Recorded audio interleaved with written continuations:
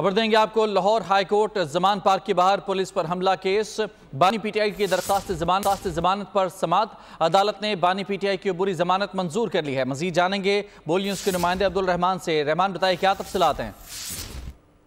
Lahore high court ने Zaman park के बाहर पुलिस पर हमला केस में बानी पीटीआई की दरखास्त जमानत मंजूर कर ली है। अदालत ने बानी पीटीआई की अबूरी जमानत मंजूर करते हुए 5 लाख के जमानती मुचलके जमा कराने के अहकाम सादर किया है, जबकि बानी पीटीआई की जानब से उनके वकील बैरिस्टर सलमान सफदर अदालत के रूबरू पेश हुए।